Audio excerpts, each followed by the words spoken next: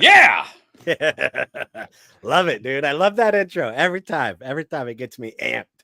Welcome, everybody, to Reptiles Unplugged. Thank you guys for making it. First up, your host, Adam, with Beach Bum Exotics. You can find me on all of the normal social media platforms, Facebook, Instagram, and you can also find me over on Morph Market. And starting last night, Husbandry Pro. I started my Husbandry Pro account. So look for Beach Bum Exotics on all those platforms. And I've got my awesome host with me, Shane.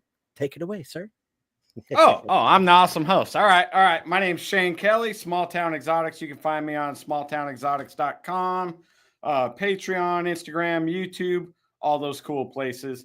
And our technical producer, Jay at Greenline Morphs. Find him on Morph Market and Instagram.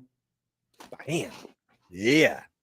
And we've got some special edition shirts going down.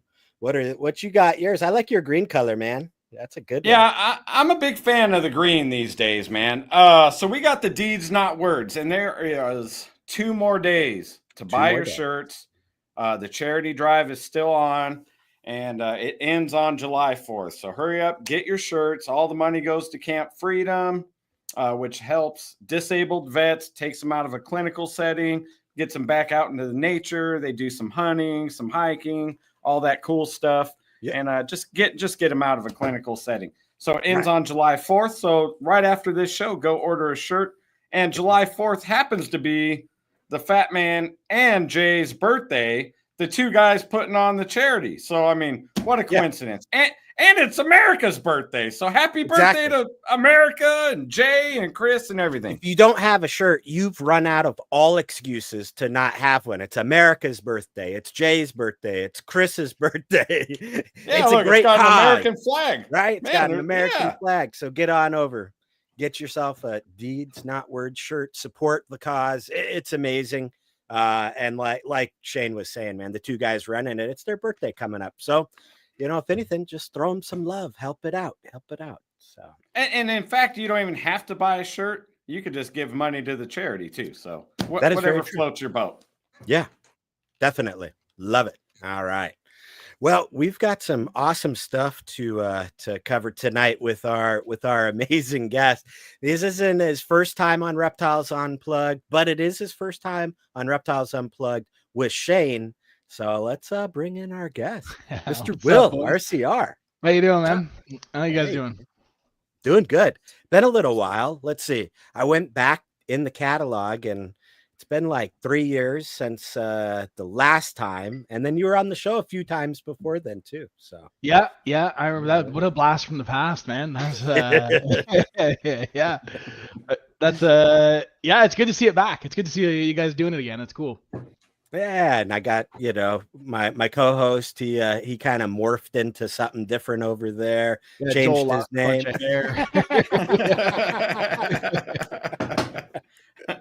I'm just keeping the seat warm for Joel, you know? No, you're fine. You're good.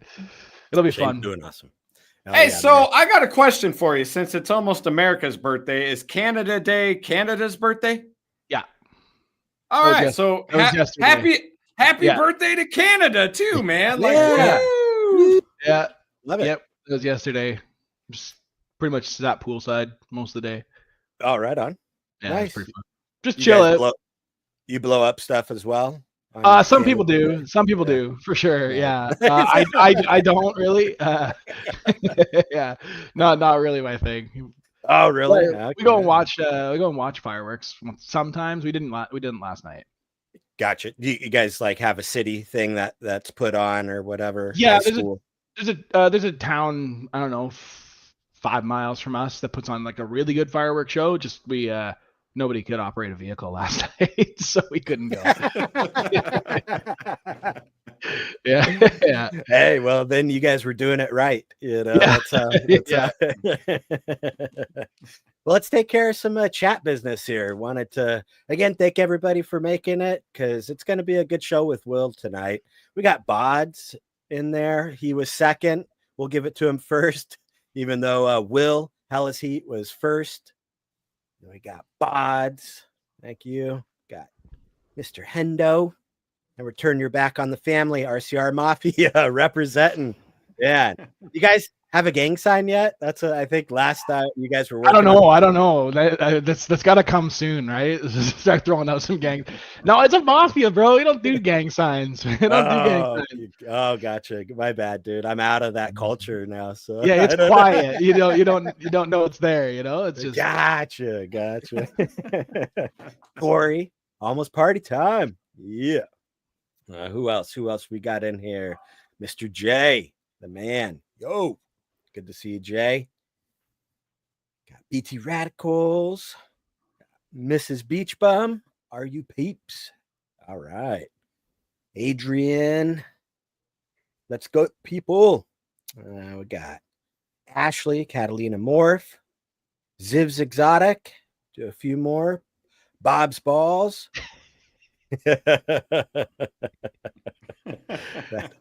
Wait, you have to fill us in, but we've been playing some video games. That's one of the bosses. That's one of the bosses, and he's like, "I need help with it," or something. Yeah, that's too funny, dude. I love it. All right, Low Life Exotics. What up, man? Well, thank you, chat. Thanks, everybody. What video game is that, dude? Diablo. Oh, Diablo. Nice, yeah. Nice. Cool deal. Yeah, I haven't played Diablo in a long time. But yeah, good. It's fun. It's fun. Mm-hmm. It's a good one. It gets a bunch of guys together and we just mess around, just have fun. Yeah, get in there and murk stuff. Yeah. Hell yeah, dude. Yeah. Joel and I are playing Dune Awakening right now. Oh, the new one? Yeah, the one that just came out. It's fun. It's pretty good. So we've been liking it. Anyway. Yeah. But good deal, dude. Well, what do you gotta, it's funny. Heather was telling me that I should go back and rewatch some of the episodes and see if any of the past predictions like held true. Because remember how we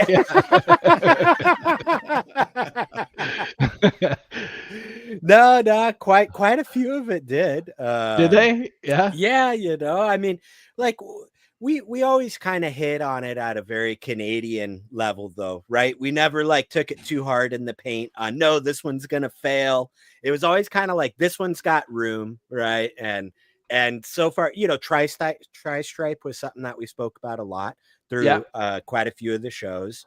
The value of hypo into various projects, and that's turning out to basically be like, if it doesn't have hypo right now, what are you doing? So I thought it was kind of interesting. But anyhow, so I gotta make some new ones. Yeah, let's make some new ones. Yeah. So Shane, what did you? I know you had been talking with Will and told me like Will had agreed to come on the show again. I was super surprised. I was like, wow, he's gonna come back. So what did you two have in the works for tonight, dude? I'm excited. Well, I had a plan, but then Will cut me at the knees for that one. So let's talk projects for a minute. We're both in G-Stripe Clown, man. How's your G-Stripe Clown stuff coming along? Where do you see that going? Where are you taking it? Let's talk. Yeah, that's a project that like, it's funny because it was not a project that I like super focused on, and it was just one of those ones that like every time I'd hit the odds and I'd hit the right sexes, and it just like they all grew quickly and they all produced early, and it just like it was one of those things that just like it just clicked like really well. So I don't have a ton of stuff in it, to be honest with you. But this year I have eggs on the ground right now to hit Super Hurricane Desert Ghost G-Stripe Clowns. It's a visual double hat to visual double hat, so odds aren't terrible, but they're also not like obviously fantastic. I wouldn't call it a shoe-in by any stretch. I should have about 4 or 5 clutches for Desert Ghost G-Stripe Clown stuff. Maybe a couple that are like Hurricane. One's a shot at Hurricane Enchi DG G-Stripe Clown. That's would be het VPI Xanthic, which would be really cool if we could hit that. Obviously, we're talking like, dude, like Hail Mary, just you got, but you never know. You're not gonna hit it if you don't breed it. That's for sure. So, but yeah, no, I'm excited about that project. I know some guys are down on it, and some guys like, they look the same, and I would push back on that. I don't think they do. There are some for sure that do, but when I saw Ozzy's was it Super OD Red Stripe G-Stripe Clown, I was like, yo, that thing's fucking sweet. And then we're starting to see, like, it just has taken time to start getting, like, impactful stuff in there. We've seen Spot Nose in there. Leopard definitely gives you a reaction. Maybe not the one I want personally. I just hit a Leopard G-Stripe Clown, and it's not my favorite. I'll be totally honest, it's not my favorite. But again, if you said Leopard Clown, not my favorite, layers Spot Nose on there, all of a sudden it's pretty sweet. You like it. That's the thing. You have to like. What is it? Striping the lateral? Yeah, it's kind of. Yeah, you can definitely tell it's a G-Stripe Clown, but it's like it's very like, yeah, it's more striped than like banded and broken like they normally are. Yeah. So I'm excited to see Hurricane in there. I just kind of figured that like with that like kind of banding, like tweaking of that pattern, I thought Hurricane. I don't know. I honestly don't know what to expect. It could be a complete dud or it could be crazy. Yeah. I don't know. I'm really not sure, but I'll keep you posted. What do we got? We're the second today, so I think it's due on the 25th. So what are we at? 23 days that's day 58. So maybe a little earlier than that, but who knows, right? Yeah, fingers crossed for it. Fingers crossed for you, bro. So if you hit the super, do you have a name for it? The Hayabusa Kiki? No, I haven't. I haven't. There's some. I don't know. We'll have to think about that one.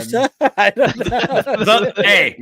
The Canadian Crippler. Name it the Canadian Crippler, man. Yeah. I don't know. I was just gonna call it a Super Hurricane Desert Ghost G-Stripe Clown, but I don't really do much naming. I don't. Well, that's so boring, bro. I know, but that's me, man. I don't really name. I don't think I've ever named anything. Maybe the one, like I named one gene that I'm like dinking around with, but that's just within our collection. So I've never done the naming thing. Maybe I should start. Maybe we should start. I think so. I like it. Right. Yeah. The syrup. I like it. Don't let the mafia crew in on that, because they're gonna name it something screwed up, man. I'll just do a vote and let the take the top 5 picks and you guys pick and we'll call it that. Yeah. It'll be something stupid for sure. Exactly. Oh man. Yeah, I don't know. Let's hit it first. Then we'll go from there. And then sometimes you want to see it before you name it too, right? I agree. You want to get a vibe of okay, this is kind of gives me this sort of vibe to it, and then name it. But Yeah, we hopefully had a bunch we can of cool names for the sunset stuff, and thank God we didn't name it before because sorry. R.I.P. We're taking shots tonight, man. Yeah. We're taking shots tonight. Oh damn. Yeah, what Bob's was saying, make the Deadpool list. Here you go, Bob. We're gonna deliver for you, my friend. And we're gonna deliver. Oops. Here, you running it? Good. I seen Dorian jump in there, so yo Dorian. We had a few more. Nikki from Irresistible Balls. Hi everybody.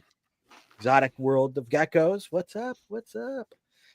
Yeah, so I'm on the Hurricane G-Stripe Clown too, thanks to you. And yeah, man, I'll be right behind you because I think I'm like 2 weeks out from the eggs being laid, and then it's a big girl. She lays a lot of eggs, so. I'm not going to hit him, and you will. And I'm going to be like, motherfucker. and with the mail I got from you. Oh, that'll for sure happen. Yeah, it's always the case, right? I'll get smoked, and he'll hit like 6 of them. Then I'll name it, Yeah, he's the one naming it, yeah. Hell yeah, dude. Yeah. Then we'll have to be asking Shane, what you going to name it, Shane? I hope you hit it. I do. I just want to see it, to be honest with you. I think the super might be really cool. The Hurricane in there. I don't know. It's kind of a wild card because I know the Hurricane G-Stripe doesn't really do anything. But then obviously there's a lot of stuff that G-Stripe doesn't really do anything, right? Just striped animal. But with the clown in there, I mean, Hurricane's very, very reactive with clowns. So I don't know. We'll have to wait and see another month or so, and we'll find out. All right. Nobody go to Will for naming suggestions. Kokomo or Peregrine. The Kiki. Kokomo or the Peregrine Kiki. Get out of here, Kokomo? Will. The Canadian Kiki. Yeah. Yeah. The Yeah. Canadian Kiki. Yeah. What's up, Jacob? Thanks for stopping by, my friend. Yo. Yeah, it'd be fun. Uh, Hopefully we hit Speaking one. of projects and something that you named, what's going on with the Chaos Project? Can you enlighten yes. the audience? Yeah, so that one we should see some progress this year. That one I have a clutch down to make visuals right now. Probably about 4 or 5, maybe more coming. Visual to visual clutch looks really promising this year. I run really late, right? So I still have a lot of stuff that's still building, but my visual female is at like 25-ish millimeter. So I would say pretty good shot. Obviously not a complete guarantee, but I would say a pretty good shot. She's doing well. That one's exciting. Yeah, that one I don't know what to expect out of that. That just popped up out of puzzle stuff that I had been working with from Sean. I had bred a vanilla pastel to this original normal female because back in the day I was just trying to make pos heads. I was trying to make a vanilla pastel pos het puzzle, and then I took that male and bred it back to that female. And I bred the son back to the mom, and they made these like crazy like just super like aberrant pattern. Really like it's, to be honest, in what are we on, like year 17 years of doing this, it's the only dinker I've ever held onto. It's the only one. Okay. So I did hit a chaos puzzle 2 years ago, and unfortunately it didn't make it out of the egg. It was actually the weirdest thing. So I don't know. Is it an all-white snake? No. I have photos of it. It's pretty cool looking, actually. But I'm wondering, so when I pulled those eggs, and maybe you guys can chime in on this if it's ever happened to you. Normally, I don't fuck with the eggs. Normally, I don't separate eggs. I just take the pile, stick it in, seal it, pop it in the incubator. I don't even really candle stuff. I don't really do all that. I just grab the eggs and stick them in. Boom, away they go. But this one, like, she had laid the clutch and it was like kind of like wide, so I couldn't like get it to fit in the bin, and I peeled off 2 eggs and then I was trying to split them and I couldn't quite get them to split, so I just like, okay, whatever, and put them off to the side. Well, one of those eggs went bad, and I started to like try and like get that egg off, and I did manage to get it off, but after like it had gone bad, and I think I finally got it off as the one egg softened. So like it like separated. So it was like day 53, 4, 5, something like that. And I'm wondering if I tore a tiny hole in between the 2 eggs, like connected, as I was like fucking with them, because that animal had like almost, it looked like mold on its scales. Like it was like white mold or something on the baby. The baby cut, and then like as soon as it cut, it died. It like just barely got its head out and then died. But when I opened it up and looked at it, I was like, this looks weird, like really strange. I'd never seen a ball python hatch like that. I really have my doubts. It's the combo itself. I have my doubts on that because it's probably something in incubation. I think it was an incubation thing. Yeah. Maybe it's the combo. I don't know. We're gonna find out this year. But it was just like it was just weird, man. Like all these like little like white scales all over it, but it was like you could like wipe the white off of them. Like so it was like a mold on the snake or something. On the snake.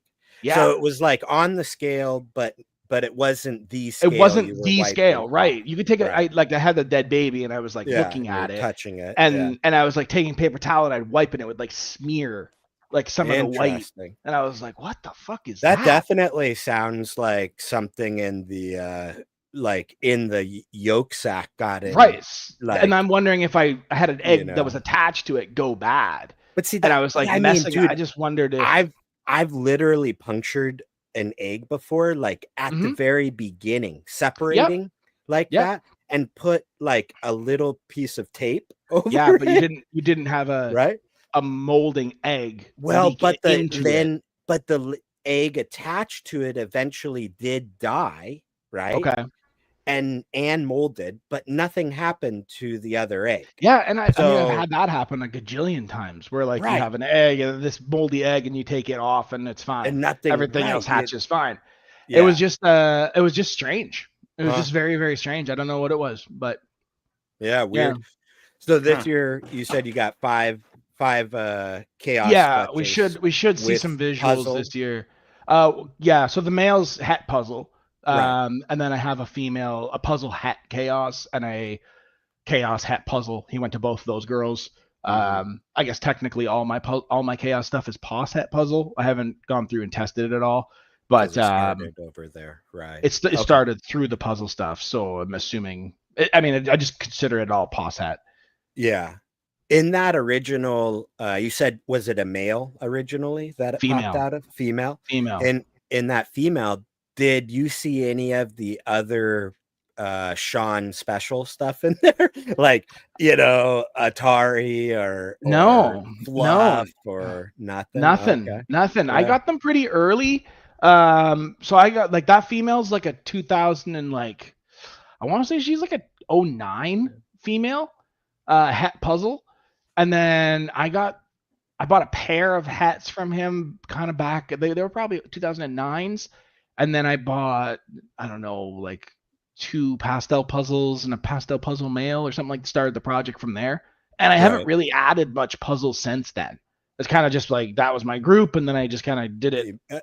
Adding in complete dominance to make some hats. Right. Yeah. Just like organically work the project from there. So I've added some, but not a ton.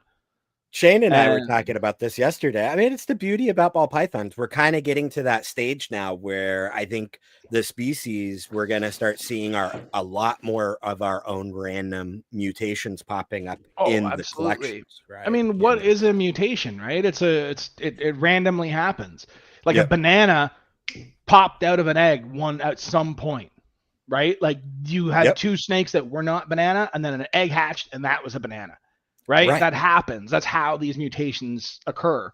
And as more and more and more and more people are breeding ball pythons captively, you're going to start seeing that happen, because in the wild, let's be serious, a banana is pretty easy pickings for any bird of prey.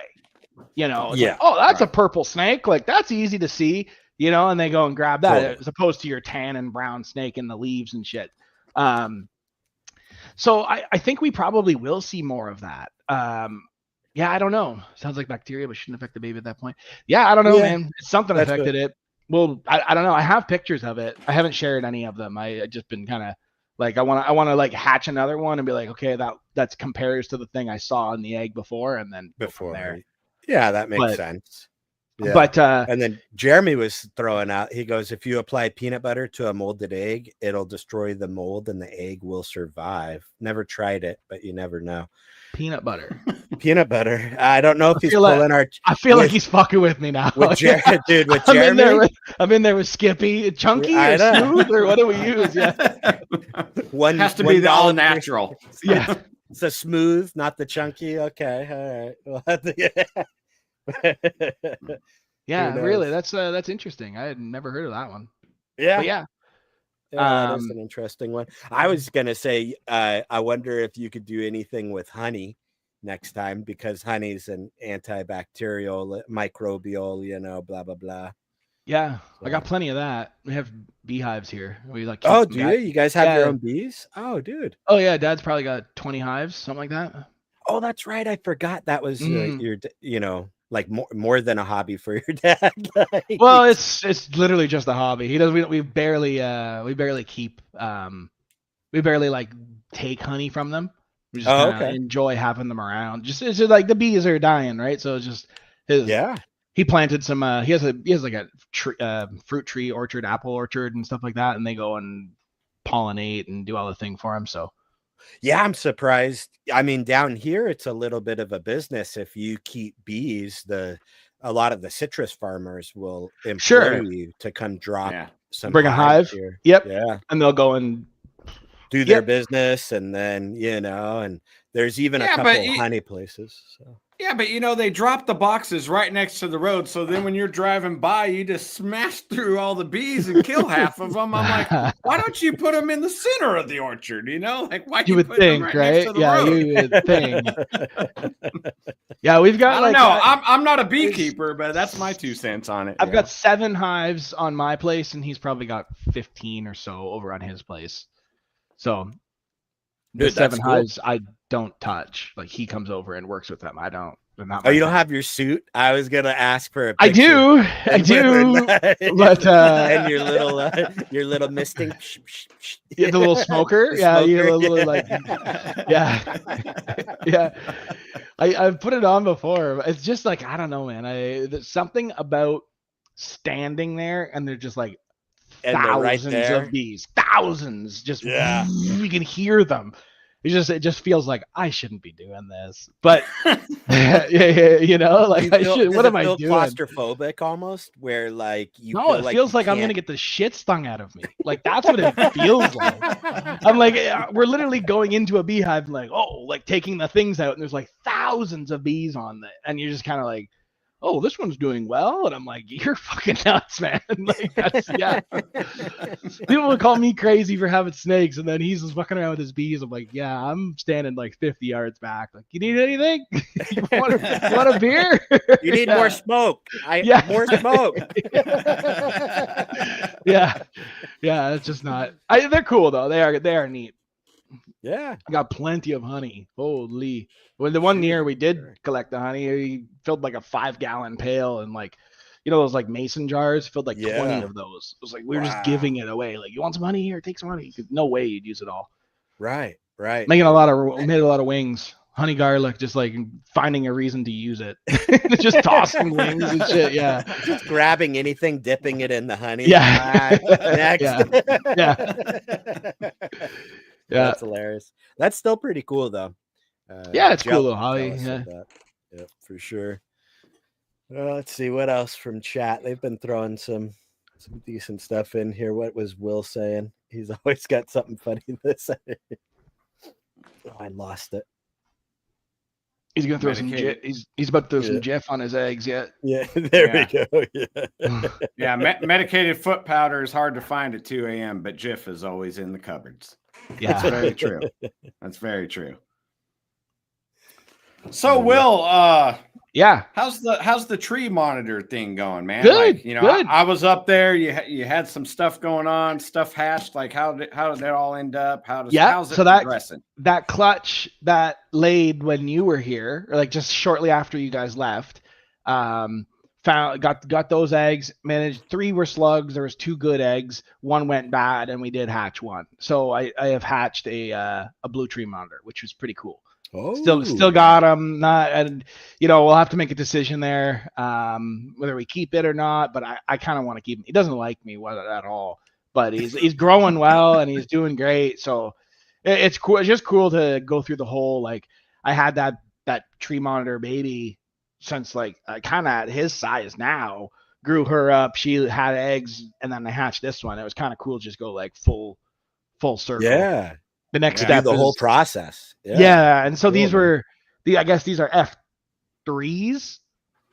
Would these be F3s? I think so. Both parents are captive bred, and then the parents of those are wild caught. So this is like 2nd gen captive bred. Captive bred. Yeah. Nice. Cool, dude. Yeah. Really cool. Really neat. Yeah. They're fun, man. They're a lot of fun. They always keep you on your toes. Yeah, I was gonna say, you got them trained in there, because some of them are like they have like a few that like just want absolutely nothing to do with me whatsoever, and then I have some that are like just climb right out and climb on your shoulder. And at this point, but every once in a while, the ones that are like really chill, I'll like coax them out, and then something will like just spook it, and it'll like fuck run, and it's like scaling halfway across the wall of snake racks, and I'm like, shit. I've had that a few times. Yeah. Man. Panic in the snake room. You're like, fuck, what do I do? How do I get this thing back? Yeah. Yes, it's just Spider-Manning off the wall. Dude, the PVC wall of baby racks, there's like it's like 25 feet long. And I had him, he like ran. At first I thought he was going under the racks, and he like stopped like kind of like looked up and then just went, and then he like ran like sideways across the wall of PVC. Right? I was like, oh shit. He was like a little clumsy because he couldn't like grab like perfectly, but he was pretty quick on it still. I managed to. Yeah, dude. Once he got going, he like scaled up and then like turned sideways and then just like darted. And I was like, oh, this is gonna be a problem. That's wild. I like tripped over a chair, finally caught him. And then he didn't want nothing to do with me for like a week or two, and then food again. And he's like, oh, okay, I forgot all about it. He comes back out, start all over again, you know. But yeah, no, they are really neat. They're fun to keep. How big do those things get? Like probably like 3 foot with tail. Oh, okay. Mostly tail though. Like their bodies maybe like that. Like okay. Maybe 13, 14 inches nose to vent tops. That's not too bad. That's pretty manageable then. Because they're not like a big and I love those big monitors, but I just don't have the space or the resources to do it. But yeah, it's tough because they're super cool, like water monitors. Oh, spot nose for sure.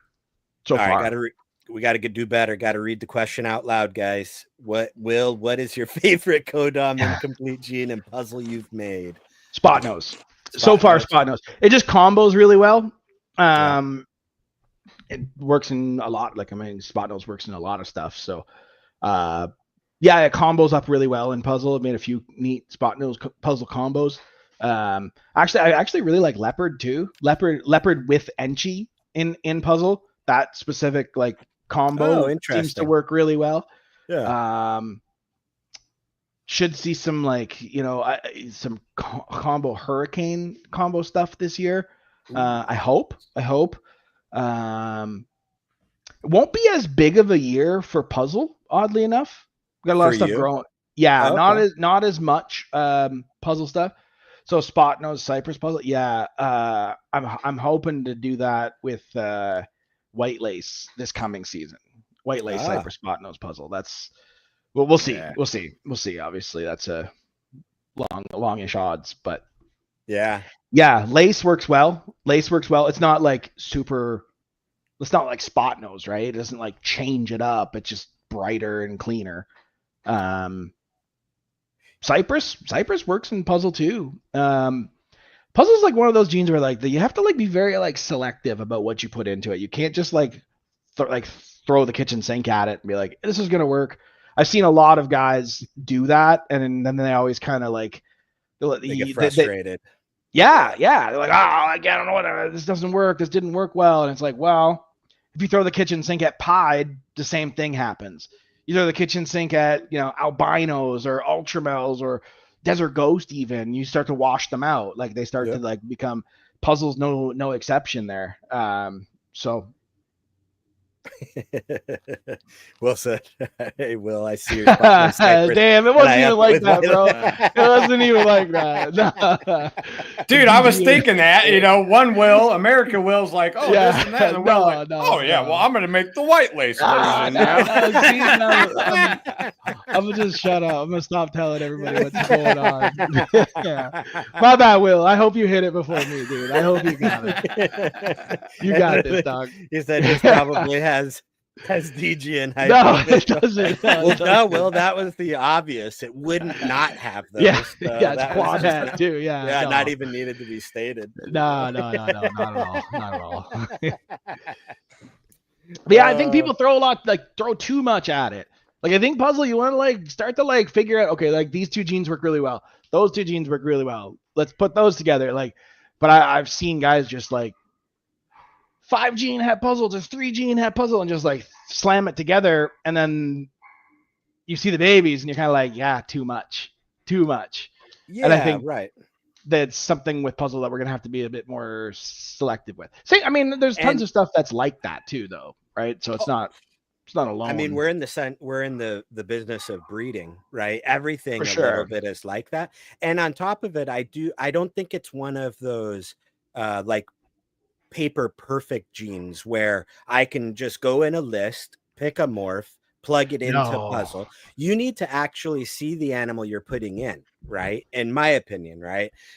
Because puzzle is one of those, like my personal opinion is extremely banded animals in my opinion, kind Yes. of ruin puzzle, right? Yep. You know, I would rather let puzzle create its own banding. If True. you're going to throw really extreme banding on there, you're kind of taking away some of what that gene's going to do for you on its own. But that's a personal opinion of mine. Some guys that's really like all of it is, right? At the end of the day, everyone's just everyone. I like this snake. That's your opinion, right? That's same with me. Same with like everybody has that same sort of thing. I love really high, super contrast animals. Some people want, you know, like the like softer tone, like earthier tone colors or higher purples or whatever. All of this is personal preference. So like at the end of the day, we just gotta have fun with it, play with it, see what see what happens. And I'm just trying to take like little slow little steps with puzzle. I mean, we've made definitely like big steps with it for sure, right? Like we've made quite a few pretty cool puzzles, but none of them are like overly complicated. None of them are like super orange dream, spot nose, cypress, Wookie, whatever puzzle, right? Like that seems to be like the clown approach. That's what we do with clown. We like, well, maybe we didn't. We do now because we've gone this far with clown that now it's like, okay, now you're refining. Now we're like really pushing the boundaries with clown to try and like get that one extra gene in there and see if that changes something up. You know, like you look at like a Pompeii, like, you know, you add, what are we adding to a Pompeii to like improve it? That's such a loose term, but change it up so you're not just creating Pompeii after Pompeii after Pompeii. Sure. Right? Well, the reality is you never will. Right. Any like the recessive stuff gets easier and easier. Like something like a Pompeii, those odds are fixed. Like you can't really get Pompeii to give you better odds. Like, I mean, if you look at Pompeii, like look at the supers in it. Super spot nose, you don't, you know, not ideal. Super black pastel, probably not so ideal. You've got ivory, which blanks out a snake, and you've got super red stripe. That's the only one. But even if you take a Pompeii and breed it to a, let's say, like just to a clown, that's a 1 in 16 shot. Right. Sure. So visual to visual is 1 in 16. So like to add that extra 2 genes, 1 gene onto a Pompeii, it's not easy. Those odds get like astronomical. And I don't think people really understand that. It just like it takes a minute to get to that point. I agree. Yeah. And I think that's kind of the next evolution in ball python breeding is recognizing allelic combos that go well with the basic incomplete and recessive genes that we have and working that as like its own project. You know what I'm saying? So like looking at like an allelic super and a homozygous recessive, that's like a triple homozygous animal, right? Yeah. You know what I mean? I've said a bunch of times, I think that, you know, not like I love the recessive stuff. It's like what I've done. It's been like what, you know, has really differentiated my collection from a bunch of other people. And it's been like I've been stacking recessives. That's kind of been the name of the game. But as we go down that road, I start to see like, yes, a lot of the recessives are really cool. And there's going to be a bunch that are like some triples, quads. Some of those are going to be amazing. But there's going to be just as many, if not more, triples and quads that are like dog water. Like they just like blanked out, very pale, don't really look that great. I think you're going to see that. And I've said it before. I think that the incomplete dominant side of the market is going to be the next like wave of the ball python market. You know, those combos, like you take a double recessive. We'll talk DG clown, right? It's 2 copies, it's a homozygous version of DG and a homozygous version of clown. Well, so is a super orange dream, super hurricane, right? Like that specific combo, that's a double 2 homozygous versions. Exact same odds, exact same outcome, like exact same approach to get to it. You can pick them out, but I mean, with shed testing, we can pick them out anyway. So it's kind of a wash at this point. And I think that there's a whole different side of the market that has not really been like approached very much. I'm seeing a few guys do it. I'm definitely seeing a few guys like starting to like go that direction. How often do you see non-recessive animals in demand? Like not very often. Like they're hard to sell. Well, I love what Chris Hernan's doing. Look at 100%. him. That was going to be one of my examples. Yeah. Dude, he's selling supers at like 1,500, right? And I'm like, hell yeah, you go, bro, because that's a beautiful snake. And it deserves whatever price you're putting on it because there's not anything else out there. Find one. And when you break it out genetically, yes, that's a double homozygous animal, like super OD, super inchy, black pastel. Okay, yeah, that is worth a good amount of money. That was a bad example because you can't have super inchy with black pastel, but you know what I mean. You know what I'm saying? It's just like a mindset that has to shift, and I think it will. It will. I mean, what ends up happening I mean, this is where we'll do a little prediction. Let's go. A little 3 years from now. All right, here we go. I think people are going to get frustrated with the level that big collections can pump out triple and quad recessives because of numbers and because every year the odds get better for them rather than, I mean, I guess they do with supers as well. So that's not totally fair. But I think in 3 to 4 years time, you're going to see a shift away from the double, triple, quad chase that you see the market doing right now into refining and finding really, really good, like it doesn't have to even be a triple or a double super. It can be, super hurricane with one copy of lace. For whatever reason, maybe it works better than the white lace. Probably not, but it might. Or super hurricane with blackhead. Okay, that's your new little like combo. We're going to take that and now we're going to layer orange dream, yellow belly, cypress on there. What does that do? But it always, you haven't hit it unless you hit it with super hurricane and lace, right? Like that's your new like clown or your new hypo or your new whatever. Right. Those two have to be together for it to be because that reaction is the important part. Like your chocolate spot nose stuff. You could run, honestly, man, you could run so long with just the chocolate spot nose reaction, like just the not dark nights with clown, but with even outside of clown, outside of all the recessives, there's so much to do with just the chocolate spot nose thing. And man, find them. Right. Legit, like find me like 5 like really like wow chocolate spot nose combos. There's not many out there. Yep. But every single time I see them, I'm like, fuck, those things are dope. Those are like good, right? Yeah. You could go even just one recessive on that, like chocolate spot nose axanthic combos or chocolate spot nose DG axanthic combos if you want to go like hypo and start to like really go that direction. But I think we're kind of in this point now where we're kind of like just kind of a shotgun approach. We're just kind of like, quad recessive, like shotgun a bunch of genes into it and let's see which ones stick. Like throw enough shit at the wall, something will stick, right? Yeah, of course. And I don't know. I think we're gonna get back to I think we will go more towards the artistry side of ball pythons. Where you're like designing a combo again, rather than. I agree with you because we've done both sides now, right? We did the run on incomplete dominance where it was we bred so many incomplete dominance. We made them white.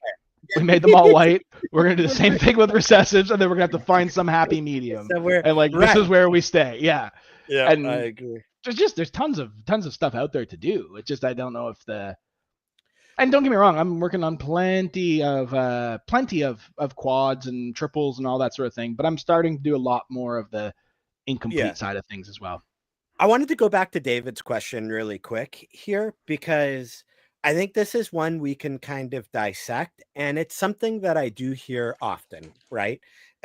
So David said, big reason why I passed on puzzle for now. It's not an easy gene to work with, in my opinion, right? And so I want to break that down because I think it helps people or will help people look at a lot of other genes out there, right? At face value, you could take a quick sample of what's been made with puzzle, and that statement would 100% hold true. And I can't disagree with it, right? At all. However, if you start to then kind of take a step back and say, okay, well, what is the base gene of puzzle offering us? What is it doing? For sure. That's the like, that's what I mean about that artistry thing. Correct, right? And then you'll start realizing that there are actually kind of a couple different versions of puzzle, right? Oh yeah, it's very polymorphic. Yeah.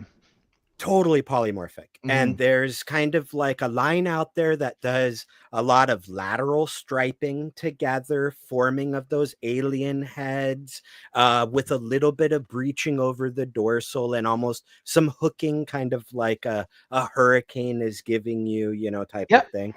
And then you kind of have another line out there that's more blocky, and it's more reduced pattern, and you get a little less of the negative space in the mix, right?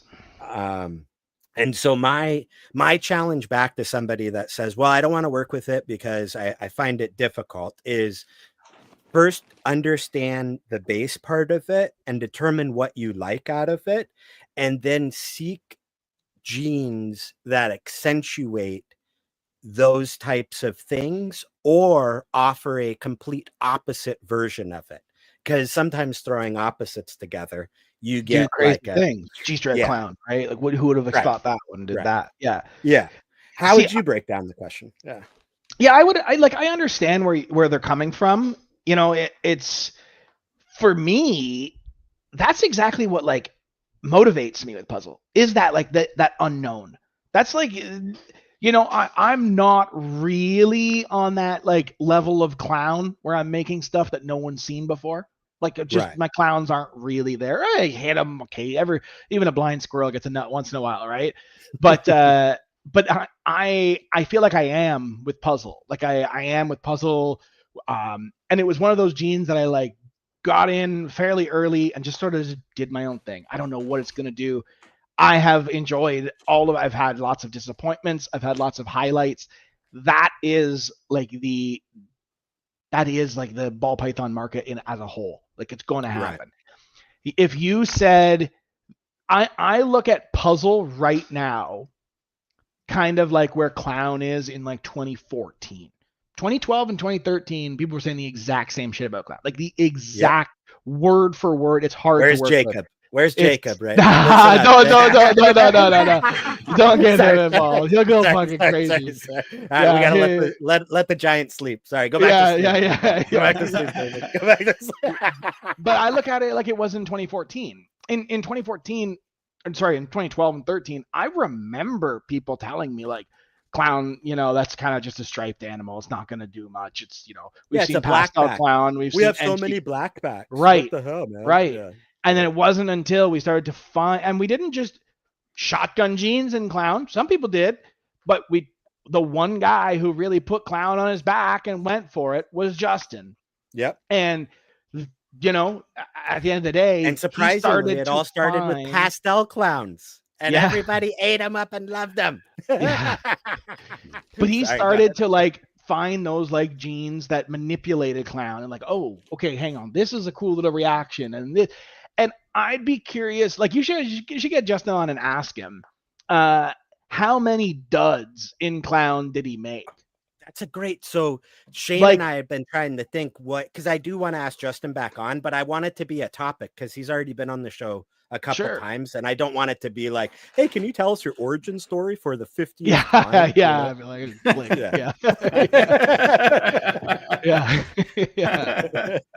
But that's a great one. I like. Let's talk about the whiffs with clown. Oh, I bet you there's tons, man. Tons. Right. Tons. More than the hits. I bet you there's way more. And I think that's the case with everything, though. Like, not so much with like, you know, your desert ghosts, your hypos, your like your filter genes. Like, those are pretty. I call them filter genes. Axanthic. All they're doing is changing color. Really, they're not altering pattern. But when you get into like that pattern changing stuff, you're gonna have tons of stuff that like, wish that had turned out differently, or wish. But then you're also going to have the stuff that you're like, oh shit, that's totally new. Haven't seen this look before. That's what I'm going to start working towards. I'm going to start playing that side of things. Yeah. So I get it. I get it. If it's you know, it is definitely daunting to like take a gene like zebra. There's a perfect example. Like, what does it do? We don't really know yet. We know it bans stuff. We know it definitely, but God only knows once you start layering, like you're going to have, it's going to take some work, and you're going to have to find the right genes for zebra, not just do the clown thing. You can't, that's something that I think a lot of people do is they go, well, these genes work in clown and they're disappointing in puzzle. Puzzle's not good.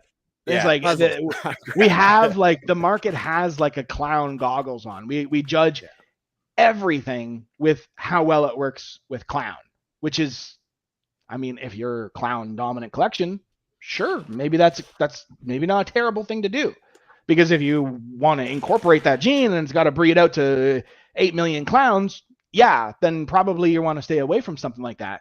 Right. But if you are looking at something for what it is on its own, you know, I think there's tons of stuff to do. I mean, at the end of the day, I can barely keep puzzles here anyway, you know, like I'm legit, like it has been one of those genes that's been really, really good to me. So yeah, I can't say too much negative about the project. I mean, there's definitely stuff that you wish, like Puzzle Clown. Of course, we all wished that had have worked, you know. Yeah. And anyone who's like, oh, I'm happy it didn't work, why? Yeah. Why? It would have just given everybody another avenue to work with. I just 100%. I was bummed when I first saw it. I was like, for sure, man. You know, the funny thing is I probably sold like countless puzzle clowns as Clown 66 hat puzzles. Right? yeah. Like countless of them. Like just like, yeah, man, it's like can't get him to hit one. The odds are terrible. Like, I don't know what's going on. They weren't bad. They were just looked like clowns. Yeah. For sure. Although I'm getting some interesting reactions, and I don't know if it's just if there's another gene at play or what's going on, but puzzle het clown combos are like wonky. Like really wonky. And I've tested them all for I'm with you, Dylan. I'm still playing with it. I'm still for sure. I've tested them all for het cryptic because that was the first thought, like these really wonky puzzle het clowns. I know they're puzzles and they're het clown, but they're like really, really different from puzzles. Like really different. And because you know, like the puzzle het sometimes is strong. You know what I mean? Where you're starting to see some of the head eye stripe stuff and other things like that. So this is more aberrant patterned, kind of almost like cryptic, more like it's. I mean, I don't know. Are you guys able to pull up Instagram? I can show you some that are that I know are puzzle het clowns, and they just like don't look like the standard combo it should be. Yeah, I'll give you 90. yeah. Let's see if I can figure out how to share my screen on here. Present. It's just my Instagram. I can show you your Instagram. Yeah, I can share. Let me go there first. Yeah, and I don't know why it's happening. But it's happening like over and over and over and over again. So I don't know if anything's. Dude, that's a good question, Will. I've been in that train. I've been in that camp as well. You know, a lot of people came out and said, these are puzzle cryptics. And I'm like, how did you just pop up cryptic in that? Like, it was like it just like all of a sudden these were cryptic puzzles and people were selling them as cryptic puzzles. And I was like, oh man. Okay, so scroll down. Keep going. I'll tell you when to stop. Keep going. Whoa, too fast. Okay, so that one dead in the middle, right there.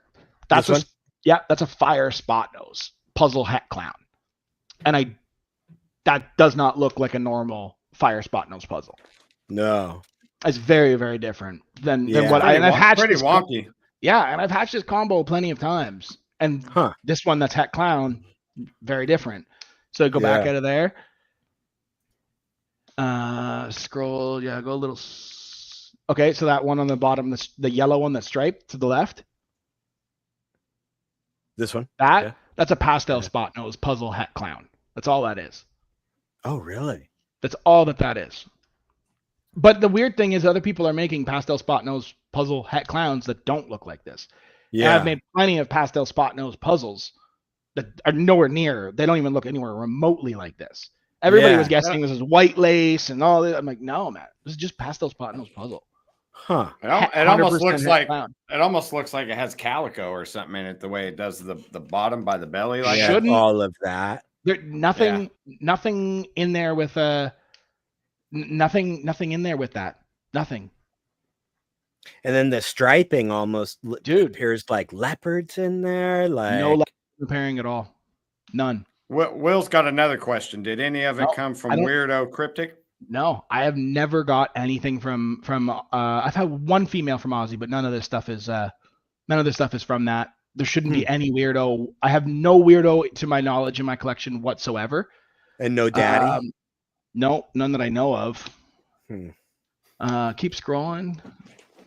It might be too far. I think it's up further. Okay, keep going up. Keep going. A little further. Okay, that puzzle right beside chain. Yeah, right there. That's a puzzle. I saw this one. Yeah, that's a puzzle combo. That's het clown as well, and it shouldn't. I mean, that one I haven't made that again, right? I haven't made that again, but that's het clown, and I don't. It just has that similar funkiness that the other two do. Yeah. And man, I keep hitting stuff like this. That's 100% het clown, not the visual clown. And that'll be a trip, right? Maybe that's the next thing. Because I was thinking about het, puzzle het pieds, man, are very Well, visual. so that's what I was just gonna say for real is I kind of want to work het pied in because I'm not interested in making visual pieds, but I love what the het does to stuff. I don't want the puzzle pied is probably not the Enchi in the pairing. No. On the last one I just showed you, there's Enchi in that animal. Yeah. But it's I don't know. I'm just gonna keep fucking around with it, keep toying around with it, see what comes of it. Yeah, I'm interested to see because those are weird animals, man. Dude, and it's not like once in a while. It's like all the time with a certain group of stuff that's in there. Tri-stripe. It shouldn't be in there. What a awesome turn of events that would be, but it shouldn't be. Yeah. You're all cranking out tri-stripe puzzle That'd be fucking and you're sweet. just look at these 66% hats. These are crap. Well, speaking of tri-stripe puzzle, that was a cool animal. I liked it. I did. That right? That was cool. Yeah. I liked it a lot. It's like the perfect blend of both. Yeah. Get the puzzle back and the tri-stripe laterals. I was like, that's pretty. Yeah, I was like, that's a real puzzle back right there. That should have been the puzzle back right there.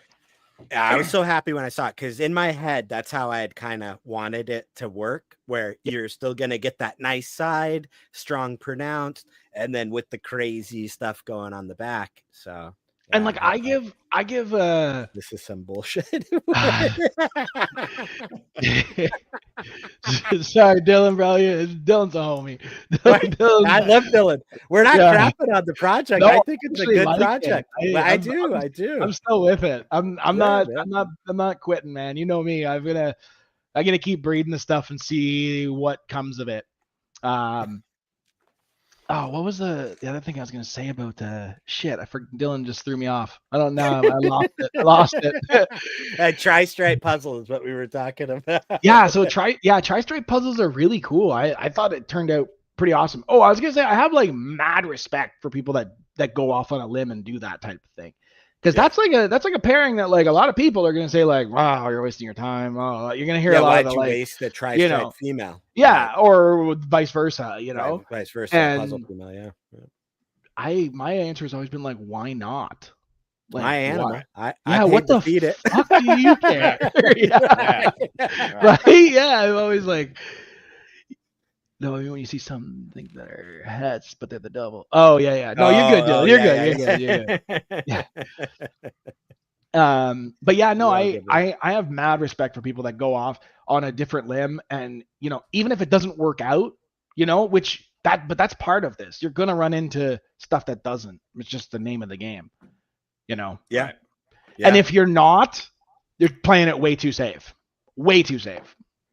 That And is the true. guys who are not taking those chances, there'll be a new group of people in 5 years doing the same thing, buying your collection and doing the same shit. I just call a spade, man. It is just a fact. It's just the way it goes. Yeah, you know what? That is very true. That is good advice for kind of newer people coming along the scene. If you get in that rut of just trying to create or produce something that somebody else just created, like you're just, oh, I see that cool snake, I got to go buy that to make it also, you're going to burn out so fast, right? Because if you're trying to do it on a big scale, yeah, I'll say like, yeah, that's a good point. Like if it's like a father and son that are having a lot of fun and they're just keeping a rack of snakes and they want to make a Pompeii, dude, fucking Pompeii. Make it. Like have fun, shoot for it. Like that's what this is. Like this like gatekeeping is like crazy. Like, oh, you should be only doing this and only doing that. Who the fuck are you to tell anybody what they should be breeding? Shut the fuck up and breed your own shit and let them breed their shit. Like that's the way I feel. Dude, you're sounding really American tonight. I mean, I've always had this kind of, it's never really made that much sense to me. It's just breed whatever you want, it is what it is. Go ahead. Me too, man. I know. I laugh about that too. And that's because once people kind of figure that out, it breaks the mold. And all of a sudden, now who are you going to listen to go buy your snakes? Like that's the old school mentality of thinking about it, right? Which is so crazy to me. And with shed testing, it's easier now than ever before. Like you can go get yourself a relatively cheap triple het male, run it into some good girls, multiple het. Like I'm doing all sorts of that stuff this year. Like all sorts of like, I just said like we should stop stacking that many recessives together, and here I am just pounding recessives together. Wait, nobody knew that was Rule 200 is don't do what I say, or don't do what I do what I say. Right? Yeah, exactly. Yeah, but yeah, I mean, I bred a quad het. It's a quad het Desert Ghost Axanthic Monsoon Clown to an Enchi Hypo double het DG Pied. It's like just test galore. Like what the fuck comes out of this? I don't know. With some powerful hats, a DG penta hats. Like it's just like holy. Like Charlie, here's my credit card. I don't know. It's gonna be about $1,000 for this clutch. Just run it. Yeah. But yeah, watch, they're all gonna come back like just all like het hypos. You're gonna be like, oh. Yeah. 100%. Yeah, man. But no, I just have fun with this. This is people take it maybe a little bit too seriously for my liking. I just kind of we're just breeding snakes, man. Nothing that we're not saving lives. It's not that important. Right. Yeah, Dylan, stop that rule. Yeah. What about you guys? What are you guys excited for this year? Anything cool coming up? I know you were saying you got some puzzle stuff coming at them. Oh yeah. I'm hoping so. Yeah, I've got a couple clutches that I'm pretty stoked with. I've got the bamboo spot nose puzzle girl, and this year I threw so many different hat puzzles at her. I was just like, all right, this week, here we go. So she had a lock with the bongo, it's bongo, orange dream, pastel hat puzzle from the animal that Joel produced his bongo puzzles with. He sent that mail from DPR for Antoine down over to me. So he got a lock in with her. Let's see who else got a lock in on her. My Sterling Sugar hat puzzle got a lock in with her.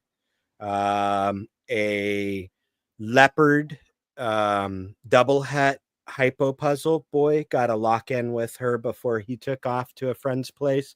So like 3-4 males. So that clutch, I'm kind of same position at you. I'm like, I'm gonna have to be shed testing all this. So I'm like, I know it's all 100% hat puzzle if it ain't a puzzle, you know. But beyond that, exactly. And then I also have, and she's looking, she was big last time, real swollen. So I got to ultrasound her again. She'll be over, I think, 25 millimeters this time because she was right close to 20 before. Then I got a leopard hypo hat puzzle, and she's bred multiple times to a Mojave bamboo spot-nosed leopard double hat hypo puzzle. So dude, it's crazy how like complex things have gotten. Yeah, you know what I mean? Like we've all been around the block a little while, and it's like I remember like making double het DG puzzles was like, whoa, like those are sick, like that's gonna look cool. And now here we are, like if it's not a DG puzzle, double het this, like I'm like, holy fuck, what happened? You know, for sure. It's got wild. Got some stuff coming from you, hopefully, and that male will go to work. So I've got two puzzle hypo females that are virgins, just waiting for him. Yeah, so, it's gonna work out real well for you. Yeah. That'd be nice. Yeah, man. So that's my puzzle stuff. And I just had a clutch, first one since returned the breeding. This one's not puzzle, actually. It was a chocolate DG het hypo to a chocolate pinstripe DG het hypo. Okay. So got 5 eggs from her, shooting for super chocolate desert ghost hypos. So yeah, hell yeah. Yeah, they're nice. They're really like chocolate DG hypo. That's one. Like I have one adult female, and she's just beautiful. Yeah, that's actually mom of yours. Oh, okay, right on. Yeah, hell yeah, that's the mom. Nice. Yeah, DG puzzle to her. I kept the chocolates. I do. Gotta rub it in. Huh? Yeah. Well, I can send you one. American. Look at this guy. He is Hang around with him long enough, you'll become them, right? Yeah. Yeah. You mean you keep good company? You know, that's right. Yeah. Exactly. Yeah. Gotcha. What about you, Shane? What? I know we've talked recently, but what else you got coming? Hopefully just Hurricane G-stripe clowns, and then I have another pairing where it's Inchy Russo G-stripe clowns, and I'm still playing with shrapnel too. So I have I could have some shrapnel Batmans I just cut, but they're all like upside down. I'm like, I hate trying to ID stuff in the egg, so I'm just like, whatever. Just go back in the incubator and come out when you're ready. Same here, man. Same here. I see guys like egg cut. They're like, this is a such and such and such and such and such and such and such. It's like a 12 gene column. I'm like, oh man, that looks like a fucking. I call bullshit, man. I call bullshit. Me too. I'm just like, man, even after it comes out, I'm like, I don't know what the fuck that is, you know? Yeah, so, man, sometimes I'm like IDing a spot this big on it. I'm like, yeah, I can't tell. Yeah, the man, pied sometimes ones I'm get like, me the most. I'm looking in there, I'm like, is it a clown or not a clown? I'm just trying to see if it's a clown, you know, like much less everything else that's in it. But I find the pied ones funny. You know, like IDing, there's like a spot this big on the pied, and it's like a 12 gene pie, like super orange dream, and Chief Fire, yellow belly, and I'm like, how do you know that, dude? I guess. Yeah. And again, I haven't hatched much pied, so I haven't seen like the progression like firsthand. But maybe they're bang on and they've got it. But I've always been like, I'd be thrown back. It's because you're a noob, Will. That's why you don't see it. Yeah, I am, dude. I am. I feel like one in sometimes, you know, like I don't keep up with what's going on in the market really. I'm just kind of like, I don't know. Somebody be like, did you know these are allelic? I'm like, no, they're not. They're like, no, like for sure they are. I'm like, oh, fuck, I guess they are. You know, they'll send me some article. I'm like, oh, well. When I came back, so much had changed. Stuff like that. Oh, God, I bet, man. I bet. That's allelic. And you're an idiot if you breed this. Oh, man, that's half of my collection. No, I'm joking. Me too, yeah. Hey, but isn't that like kind of like a sign of the maturity, like you've been around a while? Because like I don't look at the market anymore either. Like I don't watch prices. I don't care what's trending and what's not trending. I'm just on my path. Who cares what's going on out there in the ether? I think that takes a little while to get to that. Like it's like that inner peace. It's like you gotta find that. Like I'm super happy with the way things are going. I'm happy with where my collection is, and I'm competing against me last year, basically. That's it. Yeah. Right. It's like golf. You're just playing against yourself, really, unless you're like playing competitive golf. But it's me versus my last score, and it's a great example unless you're actually doing it. Unless you're actually playing golf, then you're playing against other people. Yeah. But the way I play golf, I'm not playing. I'm just playing against me, man. Yeah. Refer to Rule 200 again.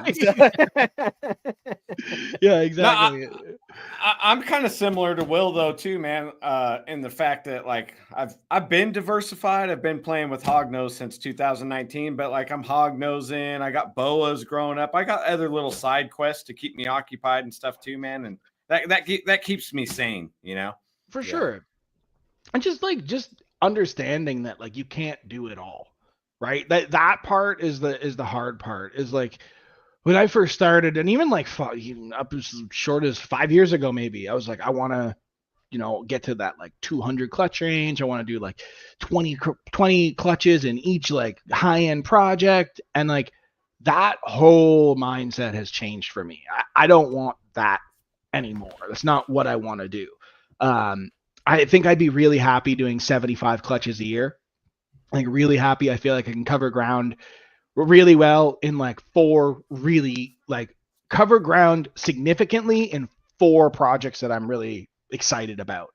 And then it doesn't have to be, it'll be like, they'll alternate. Like this year, I'm not doing anywhere near as much puzzle stuff, but I'm doing way more hypo clown stuff than I ever have. So it's like, it'll like, and then next year I might not have as much hypo clown, but I'll have a shit ton of puzzle coming out. It just like, it flips back and forth. Yeah. So yeah, I honest to God, I don't look at the market much. A little group that we're in, we always like, we do keep an eye on things for sure. But we do prices right on auctions. We're like, okay, there's an auction, and we're like, okay, that is gonna go for $843, and then they're like, no, $910, and no, $550, and then we put money on it, and however much it goes, winner gets. Oh, that's fun. You guys play squares, basically. Just find a way to gamble somehow, yeah. Degenerates. Great. Now YouTube's going to have to play the ad. If you're gambling addicted, please call this number. We'll offer you help. Yeah, we're like, okay, $20 if we refresh the page. You think the price has changed? Okay, yeah, no, it's not that bad, but it's oh, it's hilarious. Yeah, I mean, I think it takes the fun out of it if you're always worried about that, right? Like first and foremost, just have a goal in mind and seek the goal. And then don't worry if other people are beating you to it or doing it first. None of that matters, right? Like no, it doesn't. You feel like it does early on. You feel like I have to be first. I have to be with everybody else. Right. Sometimes being first sucks. Yeah. I mean, sometimes being first is not the best spot to be. Just I don't know. And as far as pricing, like, dude, I just price stuff what I feel like it's worth. I don't. I've had guys call me and been like, "Hey, I'm interested in this animal," and I'm like, "Yeah, this one I have this one at $4,000." It's like, "Oh, there's comparable ones at $1,800." I was just like, "All right, buy those." Mm-hmm. They end up buying mine anyway. Why is that? I don't know. Not everybody, but some people definitely do, and I think there's part of that is most people know who I am, and that in 3 years, if there's an issue, I'm still going to be here, and there's going to be, the whole support thing there. Where you win an animal on an auction, like depending on who it's from, that guy might not be here in 3 days, right? 3 years, like for sure.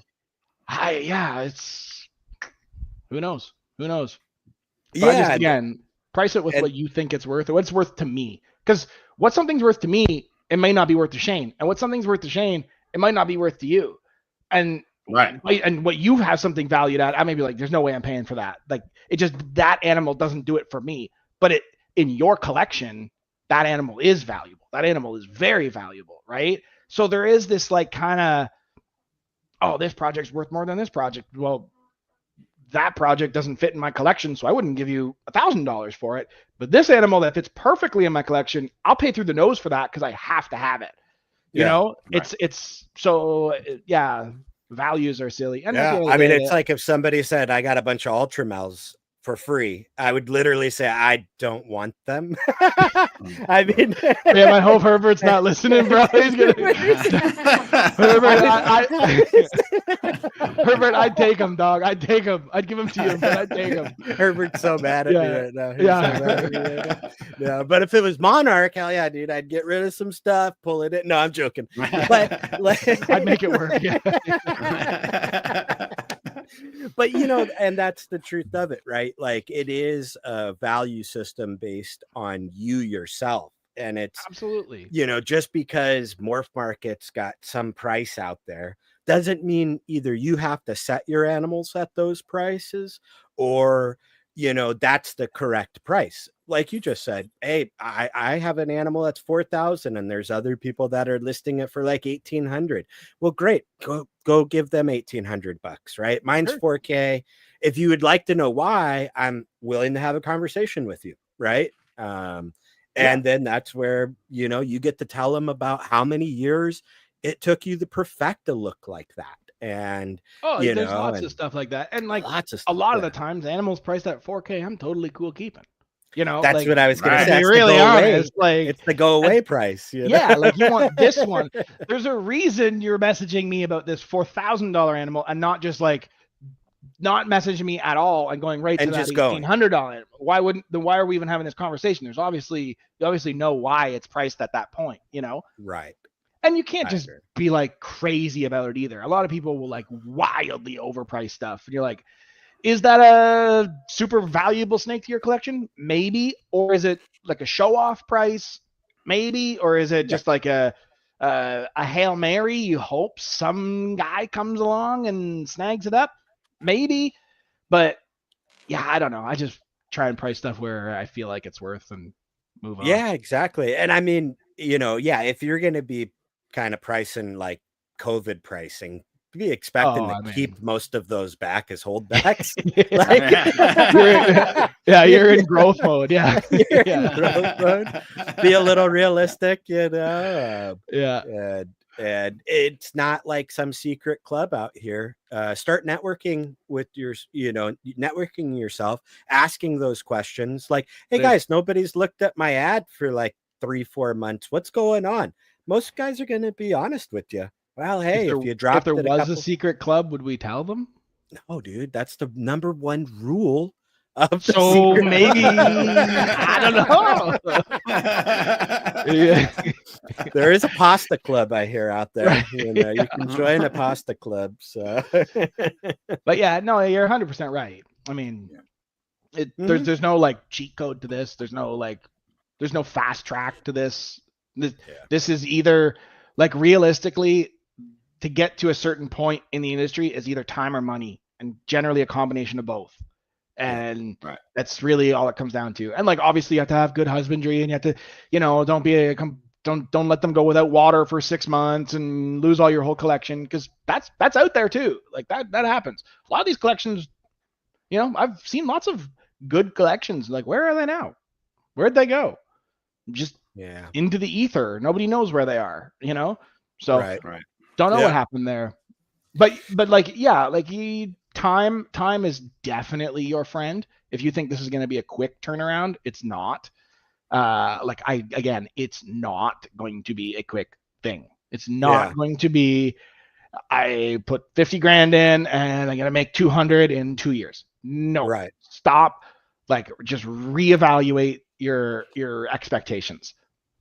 But I will say this has been an amazing industry for me. There's lots of people that are just like me that have done and made it work. There's just like anything, man. You're gonna have so many failures. You're gonna have times where you're like, this just isn't working. You know, I've been on that edge like 5 different times where I'm just like, man, is this really like worth it? Is this like putting all this time and effort and like, you know, this is my full-time thing. So like the hours I'm putting to this better suited to doing something else. And then right as you're feeling that, something happens and you're like, yo, that was worth it. Like you hit that combo, you hit that whatever. It has a way of like sucking you back in and being like, yes, this is what I want to do. This is why I'm in it. And even in these like when, you know, I've heard it's a really bad market out there. I've got 32 animals left from last year out of like almost 400. So Wow. like, you know, did they all sell for, you know, COVID pricing? Hell no, they did not. But they all sold. And I'm still here and things are going fine. It's not like, you know, I don't know. It's not that bad. It's just, it definitely, if you got used to COVID, yeah. Yeah. But this market is like 2018. It's like, this is where we were. This is how it's going to be. This is normal. This isn't. That's what I was going to say. I think this is a more normalized market. Mm-hmm. COVID was a balloon, right? Yeah. You also had a bunch of lifestyle changes coming out of COVID, right? People returning back to work, regular life, all of the responsibilities that they had prior coming back now. And now all of a sudden 60 tubs that have to be clean. Oh shit. You know, that takes up time that I got, you know. So I think there's a lot of that going on. And I think there's a reframing in the industry that needs to take place too, right? There's no reason that there should be like 10,000 clown animals available on Morph Market. There's not, right? Like, and I think we all need to kind of really look ourselves in the mirror and be like, all right, hey, how do I still participate in something that I want to participate in, but also not perpetuate a massive issue, right? Sure. It also speaks to the popularity of clown, right? Like, yeah, the genes with the most on the market are generally the most popular, minus Pastel, probably. That one's fallen out of graces. But it's coming back. I hear Pastel's the next one, you know, so I'm just sitting here waiting for that to happen. Hey, I think it's a great gene. You just got. So do I. I actually like it a lot. Right? Yeah. You know, the problem is you just throw it in clown and you're like, oh yeah, that one sucked. But you put it in a lot of other stuff. Pastel's good. I like it. Yeah. Hey man, I got lemon line pastel over here too, so I got the bougie baller. stuff. Yeah, you're balling. Yeah. I couldn't afford the lemon pastel. I had to settle for regular old jungle pastel. Yeah. Wait, lemon was Graziani's line, right? That's what he was calling his, I think. Or no, that was Kevin, wasn't it? I got mine from Dead Mouse. Okay, yeah. That was one of his little squirreled away archaic projects. Oh, this is the lemon line pastel. Like, yeah, dude, whatever. What happened? Where is Chris? Yeah. There's another example. Like, you know, that was a big collection. Where the fuck did that collection go? Yeah. I haven't heard from him in years. Great dude.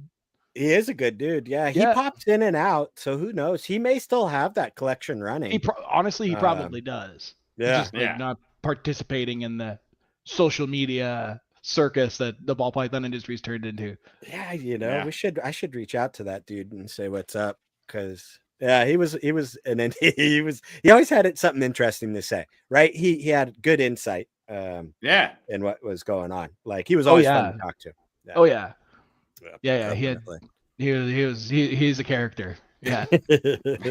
Yeah. His podcast that he was starting, it had like good bones. Like, I thought it was going to be a pretty good show. The intro was cool. So interesting. Yeah. Interesting. So Will, I got one last question for you. What's the future hold for Will in RCR? Anything coming up? Yeah. There is some big changes hopefully coming up. I haven't said too much. Like, I mean, it's out there. A lot of people know. We are looking to move to the US. Yeah, so it's looking pretty good. All we've paid the lawyers all been paid and all that sort of stuff's been taken care of. The applications in. We've got a request for information, so we had to send in some invoices, show like, yes, this is a business and we do invoice people and it's not. So that we should be getting an interview literally any day, like any day now. That should be coming. The aim right now is to get down there for October. It may be November, but it's as long as that goes through, we're coming.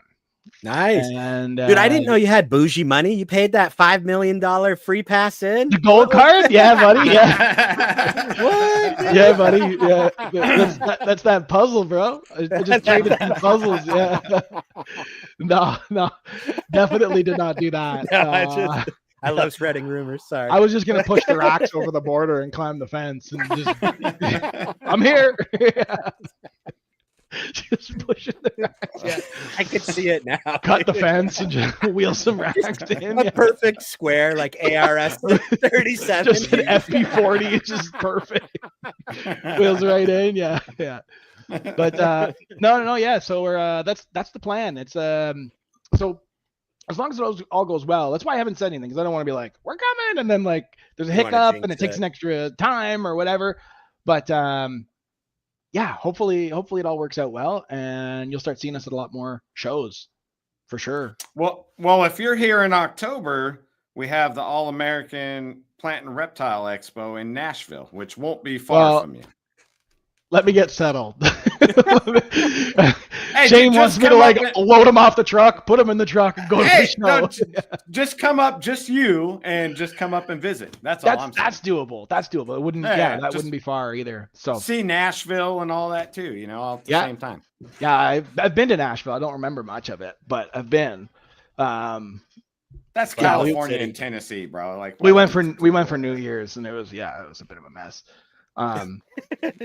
But yeah, no, it's that's the plan. We're very excited to do it. Congrats, bro. That's awesome. We'll see how it all goes. It's scary, right? Like, I can only imagine. I'm super comfortable here. Everything's working out just fine. But we're like, you know what? Let's like shake it up a bit. Go for it. I mean, fuck it. Why not? Dude. I don't know if anyone I don't know if anyone's done that, like moved that big of a collection to a whole new country. I mean, someone that must have by now, but Europe doesn't count because they're like little states attached to each other. Sure, yeah. That's like just moving. I know there was that one guy, and you don't see him around anymore, but he moved from here to South Korea. Not with this big of a collection. It was like J.K. Morse, and he's the one that like gave me all the, I don't know what kind of writing it was. It was. I thought his first name was David, right? I thought that was who we were talking to, David. Maybe I'm wrong. No. Oh, my bad. It was a different David, but we were talking to David earlier, but this one was a different David. He moved. I thought it was J.K. Yeah, J.K. It might have been. I used to talk to him quite a bit. I haven't heard from him in a while. Yeah. KM. But I don't think so. No. J.K. No, it was JK. Yeah, he gave me the hashtags in Mandarin and stuff that I used to use. So I was like, that's cool. I'll use Mandarin hashtags and maybe attract the Asian market, So the chaos stuff, there will be some coming with me, some staying here. If it all goes through and all works out well, Dad will be watching about half of the collection here. I'm going to leave a lot of the like mature adults that are all settled and bring most of the holdback stuff down, and then Dad will continue to breed stuff up here, and then I'll fly home, do pull a CITES permit, ship myself the babies, bring them all down and raise them up, keep what I need to keep, and sell the rest. So people in Canada, you'll still be able to get stuff, although I don't sell that much in Canada anyway, so it's kind of the idea. But yeah, no, it's we're super excited, super nervous, right? Like, I'm gonna see that ice truck and be like, oh, God, hiding behind a telephone pole.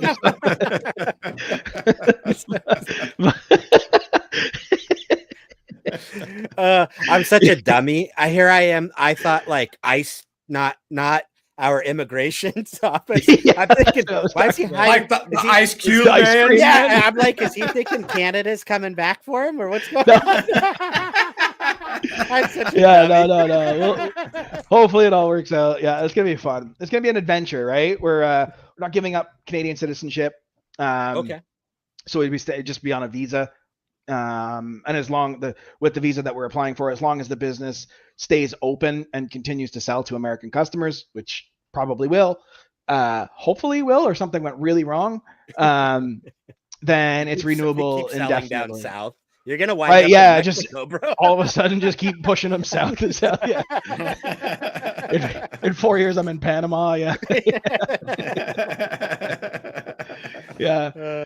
No. Well, cool. Once you have more like logistics and stuff set up, I think it would be a really cool kind of conversation. I like you said, I don't know of hardly anybody that's done such a large collection move and Right. everything that goes into that. So. It just works out so much better. Like being able to get people their animals, like now, being able to get my own stuff that I've bought now. You know, there's obviously like certain parts of the country that, you know, it's cold, but the thing that you guys get that we don't get are like shipping windows, right? Mhm. Like every winter you get a thaw out and it gets a little more mild for a week or so. Well, we can't really predict that week in Canada. And for us, we need to book the flight 10 days in advance. So I need to know 10 days before that it is going to be mild, and then get them like, and then if it's not mild, cancel and have to book out 10. It just like, it's so shipping out of Canada. Yes, we can do it. In the winter, it's airport to airport. So it's really not that big a deal, but it's the other stuff going out. So it's almost like you have to have like the perfect storm of like mild across all of North America for it to work. Get something out. Right? Because I'm not going to send a box of 20 snakes that are only going to the southern states, then hold back the ones up here. It just like the logistics don't, I mean, I guess you could. It just gets expensive to do it. And most people that's what I was going to say. that. Economically, it doesn't make any sense on your side to do that. It makes not more much. And so what it means is I'm sitting on a lot more animals throughout the winter than I should normally be. I talk to the guys in the States. I'm like, how many animals do you like in January? They're like, oh man, like I'm selling a lot of stuff. I'm shipping it all out. I'm like, I haven't shipped out anything yet because it's I'm in a frozen desert up here. Yeah. Yeah. I can't ship anything. So yeah, well, yeah, because we could ship in winter. It's like when you get some weird like Idaho or something like that, you're like, oh, I better check this, and like for sure, there might be a little bit more research, but we can hit like 46 out of the 48 down here, you know? Oh yeah, exactly. And honestly, I'm more worried about shipping in the summer here than I am that's in something the I'll have to get used to. I'll have to learn the heat, like, that's the cryo packs and all that. I got you, man. I can give you American shipping lessons, bro. Hell yeah, please. I got you. I'm gonna need some because like I don't ship. We don't get we'll get in 90s here, but not for like if it was a 90-degree day, I'd be like, no, I'm not shipping. Like it's just too hot for. I've never shipped in 90-degree weather, so normally we're like 70s, 80s in the summer, which is like perfect. No heat pack. Just send nothing. It. Yeah, you're good. And yeah, I'm used to shipping in cold. I'm like, I can handle. I can heat the box. I know how to do that really well. But if it's like 105 degrees, I'd be like, oh, dude, I don't know how to do this. Yeah. So I'll figure it out. It's just not that hard. No. The cryo packs are. That's the trick, right? Yeah, we don't. We don't really use them up here all that often. Yeah, and Shane will have. I keep them. Yeah, I keep them in stock. So when I first started shipping, I was in the Central Valley in California, like a desert. So I kind of learned from the Freedom Breeder guys how to ship in the hot weather, or else I'd be shut down like 5 months out of the year. You're the opposite of us, right? Yeah. I'm shut down during the winter. You're shut down during the summer. But it's the thing for me is just the winter. It's just like if you have a delay. If for whatever reason you have a delay, that heat pack's fucked. Like we're talking like February here can be minus 25. You know, like it's cold, like cold, you're not shipping a snake in that. Like it's not responsible to do that, you know? So I just say no. Just say no, dude. It's fine. It's doing fine. It's in the rack. It's eating. It's just relax. What do you mean? You don't want to ship an ectotherm animal in -25, Will? What's up? You know? Yeah. They get it. He's not moving much. You're like, yeah, well, put him in the microwave. Put him in the windowsill. He'll be fine. Sunny spot for about 48 hours. The funny part is like they can handle the cold. It's the opposite that worries me. Yes, you know, like if something does get too cold, obviously you don't want them going like below 0. That's dead. But they could even survive that. If it happened, they would have a better chance of coming out of that than being put through 100. Like 120. Oh yeah, they're toast at that heat. Yeah, very quickly. Whereas the cold, they just slow down. Like a cold-blooded animal just kind of shuts down. Now you don't want to go below 32 degrees probably for too long. Right. But and I would ideally not want to go into the 40s even. But yes, the cold is I think is easier to deal with than crazy heat. Yeah, but I agree. We'll see how it goes, man. We're moving to the south. I'm excited. I'm gonna stick out like a sore thumb, right? Do I have an accent? Can you tell? You're like, the way he laughed, I'm like, yeah, for sure. Fuck you. Yeah, like you got to stop saying process and progress, man. It's process, and it's not asphalt, right? I don't say that. It's asphalt. Asphalt. How do I even say it? Asphalt. Yeah. Asphalt. Asphalt. Yeah, we say asphalt. Asphalt. Yeah, it's. I don't know why. That's a weird one. Yeah. Well, it's because it's how it's spelled. I mean, in your guys' defense, it is spelled asphalt, kind of. Yeah. I guess. Yeah. There's an H in there. It's after a P, but I mean, who's looking? Yeah, whatever. Who got past grade 3 English, right? Like, yeah. Whatever. But your brain wants to say it kind of with the SH. I get it. Yeah, I don't know. I get it. Yeah, we'll see. You'll be fine. Dude, you're gonna lose that accent real quick because once the beers start flowing and the crawfish start coming out, you're just gonna be talking Southern. The next time you have me, I'm like, "How y'all doing?" You know?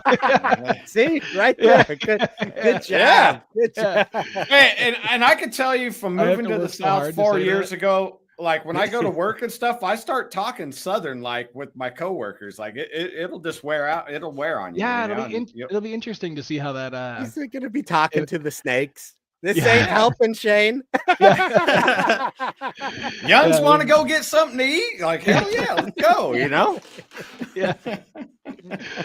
Well, we look forward to it, man. I really appreciate it. I can't wait to hear the details as they come out. Dude, if it all goes through and when we get down there, we'll do another show and I'll explain like how we did it. We have to do the idea is right now is like a temperature controlled truck with a team. So 2 drivers that they don't stop moving. They go straight down, start saying, bless your heart. Yeah. If anybody ever says that to you, it's not friendly. They are is it not? You, oh no, sir. No, that is Southern nicety for saying he's a dumbass or fuck you. Or damn. Yeah. The passive aggressive shit down there, man. I'm not gonna know. I'm gonna be like, thank you so much. You're like, oh, bless your heart as well. Yeah, goddamn. I'm just gonna stay quiet. Yeah, no, it's gonna be fun. It's gonna be fun. New adventure, but I agree. Yeah, we'll see how things go. Cool, man. Yeah, I'm excited to see your progress. Yep. Progress. My progress. Yeah, progress. Oh, for sure. And can't wait to see some of some more puzzle stuff coming out from you. You're always producing some good stuff. Thank you. Yeah, definitely, man.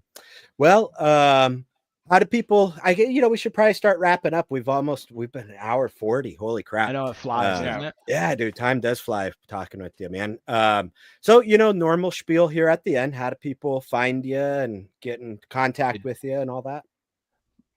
RoyalCanadianReptiles@gmail.com. You can message me on Instagram if we've talked before. Great. If not, I might message you in a month because it goes into like another little folder that I never see. Best way is email. Like if you inquire through Morph Market, that goes to my email, or just send me an email and we can chat. That's honestly, that's the best way. Instagram's fine, but just know that there's like a bajillion messages. There's no way to sort it properly. It's just jumbled, you know. So it doesn't never really works out all that well. Email is definitely the best way to go. Royal Canadian Reptiles at gmail.com. Yeah. There you go. Yeah, it's got to be Royal American Reptiles pretty soon. Or I know what I was gonna add. I didn't want to bring it up yet, so but you know. Yeah, we'll see. Then it'll be RAR. Yeah. I don't know. We'll have to think of something. Right now we have a building across the road at Dad's place and a building at my place, and so when we're talking about like where's that thing, I'm like, that's in RCR North, and this one's in RCR South. So we might just call it RCR South and move it down and just be RCR South and RCR North. And you'll be in the South, so that makes that kind of works. Right. Yeah, kind of like it. Or come up with some like crazy, like super American, like Freedom America. Reptiles or something. Yeah, like Royal America. Yeah, gotta have something. We'll figure something out. Maybe we'll let the Patreon know. Actually, that's a terrible idea. No, don't. That's a terrible idea. Yeah. Oh man. So Will was asking how my foot was doing. Thank you, my friend. Eagle See, this is what I mean. This is what you would get, and everybody would upvote that in Discord, and you would be stuck known as Eagle Fang. That'd be sick though. Eagle Fang gym. Hell yeah, we could just like do the inside of the snake room look like a gym. Hell yeah, dude. Yeah, that'd be funny. That would be hilarious. Yeah, so Mr. Hella Heat out there asking how my foot is doing, and thank you. I had surgery last Thursday, recovering not too bad. Still in a soft cast, get that off tomorrow. Little by little, returning back to normal. Poor Heather is on complete snake duty, like literally 2 minutes before the live stream. The retech over there decided to sewer levels of just dumpage, all like I mean big poop, everything. It was horrible. So Mrs. Beach Bum, thank you very much for all of your help. I do appreciate it. So Murica Morphs. Yeah, I like it. I like it. Chat GPT says that's a winner, so you should go for it. All right, we're doing it. Murica Morphs. I love it. Well, I do like it though. We could have some fun with it. We'll have some fun with it. Do with the big firework. Looks like we're gonna end up in Georgia, of all places. Georgia. Yeah. All right. Turns out they need more high-end ball pythons in Georgia. They're really struggling with them down there. So just go where they need you. You know, go help out. Yeah, they specifically pointed you the Justin's back of the woods. They're like, this will be fun. Let's see if we put two of them together. Yeah. That's hilarious. Well, all right, man. I really did enjoy it. Dude, me too. It's always a blast. Yeah, always a blast. Shane, before we kind of get wrapping up, anything that you wanna bring up or anything? No? Did I miss something? Was I supposed to say something? No, not at all. Not at all. We were just I got crashing crutches. I'm good, man. Thanks right. for everybody that showed up. Thank you to Will for your time, and see you all in the next one. Yeah, we'll see everybody. Just one last little call out. Deeds not words. Go get your shirts. July 4th is the end. Go support Jay, the Fat Man, all the awesome stuff they're doing over there. You have till the 4th. All right. And that's a real America right there. Woo! Real America. Come on, Will. Say it with us. America. No? America? Oh, man. He's not. Did we lose that? Oh, did I bail out? No, we lost him. Oh, okay. Okay. All right. Well, anyhow, that's an awesome ending. Thanks, guys. Thanks for having me. Have a good one. Appreciate it. Good night.